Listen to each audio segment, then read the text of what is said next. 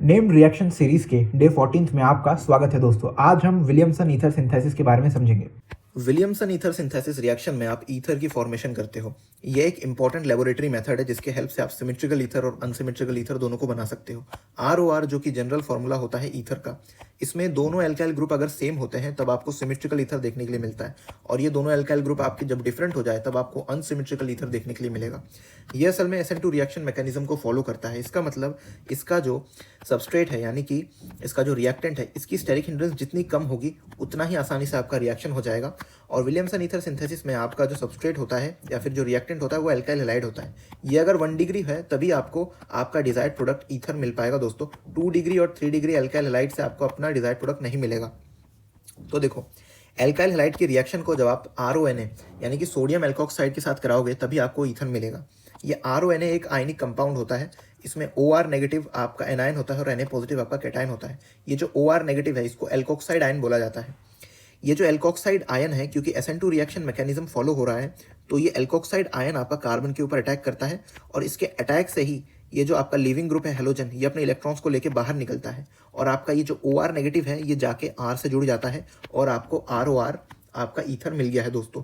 तो देखो, रिएक्शन से समझते हैं इसको। जैसे कि यहाँ पे हमारे पास CH3Cl है, इसकी रिएक्शन हम सोडियम मिथॉक्साइड के साथ करा रहे हैं। इसमें हमारा एनायन क्या है, CH3O नेगेटिव। ये जब अटैक करेगा कार्बन के ऊपर, इसके अटैक के कारण ये क्लोरीन निकलेगा अपने इलेक्ट्रॉन को लेकर के, और आपका ये CH3O नेगेटिव जाके CH3 के साथ जब जुड़ेगा तब आपको यहाँ पे CH3O CH3 यानी कि आपका डाइमिथाइल ईथर आपको मिलेगा। जैसा कि मैंने आपसे कहा था, 2 डिग्री एल्काइल हैलाइड और 3 डिग्री एल्काइल हैलाइड से आप विलियमसन ईथर सिंथेसिस के द्वारा कभी भी अपना ईथर नहीं बना पाओगे दोस्तों। ठीक है, इस चीज़ को ध्यान रखना। और ये जो 3 डिग्री एल्काइल हैलाइड है, जब ये सोडियम एल्कोक्साइड के साथ रिएक्ट करेगा तो देखो क्या होता है। तो ये असल में एलिमिनेशन रिएक्शन के मैकेनिज्म को फॉलो करेगा और रिएक्शन के बाद आपको एल्कीन एज अ प्रोडक्ट दे देगा। अब देखो, ये रिएक्शन E2 टाइप एलिमिनेशन कैसे होता है। इसमें जो ये वाला कार्बन है, क्योंकि ये क्लोरीन से डायरेक्टली अटैच्ड है तो इसको अल्फा कार्बन बोलेंगे, और अल्फा कार्बन से अटैच्ड हर एक कार्बन बीटा कार्बन कहलाता है।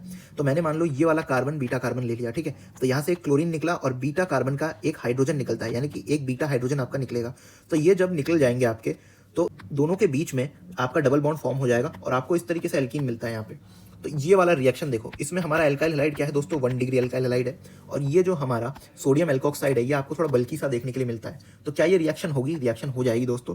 इसमें ये जो आपका एल्कोक्साइड है ये जाके कार्बन के ऊपर अटैक कर देगा, क्लोरीन बाहर निकलेगा और आपका प्रोडक्ट बनके तैयार हो जाएगा दोस्तों। तो एक सवाल है आपसे कि आप एनिसोल की प्रिपरेशन कैसे करोगे। ये भी असल में एक ईथर होता है। तो देखो, जो सॉल्ट है आपका, इसमें आप सोडियम फिनॉक्साइड का इस्तेमाल करना और एल्काइल हैलाइड में आप CH3X का इस्तेमाल करना। गलती से भी फिनाइल हैलाइड का इस्तेमाल मत कर लेना, बिकॉज ये आपको SN2 रिएक्शन नहीं देने वाले हैं दोस्तों।